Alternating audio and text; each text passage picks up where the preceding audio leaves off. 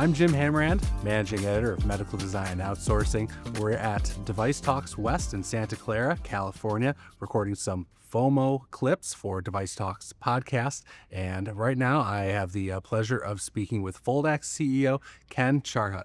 Ken, thank you so much for joining us today. So Jim, thanks for inviting me here, and happy to share what we're doing at Foldax, and hopefully your audience will gain something from it. Oh, of course, it's so exciting. You've got so much going on the valve and the delivery and the automation, the manufacturing automation. So let's start at a high level. What drew you to structural heart? So I was in structural heart in my years at Baxter for whatever, and then I actually jumped out into startups for about 20 years while the structural heart area kind of grew more. And then I think I saw a convergence opportunity, which brought me back in. It obviously is something that, it was very important to me in my years at Baxter, and I was just looking at a way to kind of sneak back into it. What are your views on the main or the principal challenges right now facing the structural heart market? Yeah, well, I think the whole structural heart market really came about because of the delivery of the technology, right? And to be able to take it out of the operating room, put it into the Cath lab, and reduce the morbidity of the process. And so that really was a long kind of arm that developed, became possible. Nitinol as a material really, which led that to a thing, although, cobalt chromium is probably the leading implant that's left in there. But nonetheless, this compressible technology is really what allowed that delivery system to happen. And so all of a sudden, possibilities for all the valves in the heart and structural heart became a way to do it. And a lot of what was done in the operating can now be done in there. It's procedural, it's morbidity. It's not really what's left behind, per se, in most cases. And so I always, because I was selling into the surgery and a lot of the valves there, saw kind of the need for what's left behind for the patients that's still there. And that while solving how it gets there, we didn't solve that. So, the ability to bring those two together and solve two problems at once is what excited me to get back in it. Yeah, tell us a little bit more about those technical advances that are solving this problem. So on the, clearly it's that compressible material, nitinol or whatever, on the delivery side, which allowed you to deliver it, through the arteries instead of opening up the chest to get there. Right, crimp it down in the catheter, get in that self-expansive get it side. in, and then all the, and all the materials required to deliver it, position it, get it in there. That was a long thing. But on the other side, you were still faced with what were you going to leave behind. You either had to leave tissue behind, because you couldn't really use the alternative, which was surgical, which is pyrolytic carbon mechanical valves, which are non-compressible. And so, that left them out. So your only alternative at the time was tissue. But tissue has a durability problem.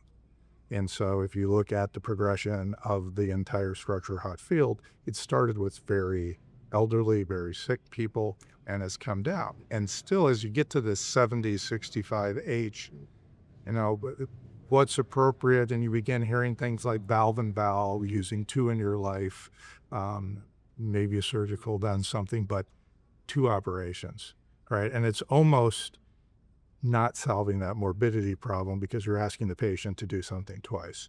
So move over to material side. I take that, nitinol, but now move over to the leaflet side.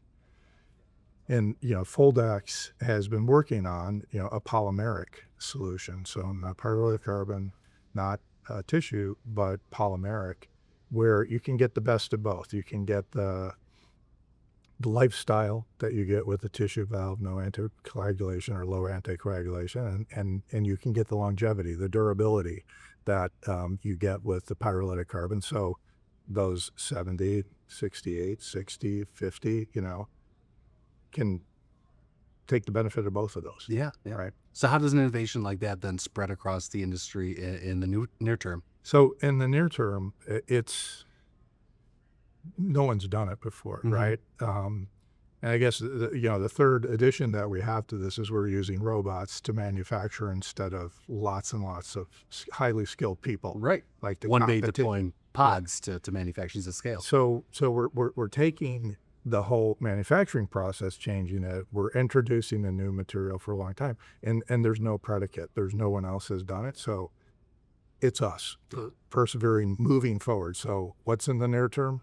Us. Yeah. And how does that, what kind of innovation then does that set off at your competitors in the near term now that you've got that? Well, so it's 40 years of trying for polymers. So we feel, somewhat lucky. Obviously, there's a lot of really, really smart people that went into that. To have something that's progressed into the clinic. We have, people with our implanted device for over 6 years. Now we have commercial approval outside of the U.S. for the device. So we're really moving the experience ahead for the thing. And while we see lots and lots of innovation on that delivery side and what can happen on the delivery, where it can go on another polymer company, not a lot. It's a tough road to hoe. And so I think we're just building a big advantage. And as we succeed and people see you can succeed, I would expect a lot more. You hear a lot of people talking about it, but actually doing it, I think we're way out in front in terms of that. Sounds like you've solved this problem. Are there other big problems out there that you would love to be able to solve, or that you're hoping somebody else out there can solve in structural heart? Well, I think, I don't know that we've totally solved that. So, maybe, as anything progresses, someone will be smarter than us, will take the field forward. But what we'll do is we'll transform the entire platform of how you think about a heart valve, how you think about making it, right? So there's people, working on AI. So we do most of our stuff right off the computer into making a valve, right? But what size valve for that patient? How do you do that? So through imaging, through AI, there's a whole, group of technology and technologists that are trying to address that problem. If you can give me the exact specifications, right, I can take it in. I can start making the valves for individual patients for individual size. So we don't just put stuff on the shelf, but we're actually, we're making your valve. Tailor-made. Yeah. Tailor-made for you. Exactly.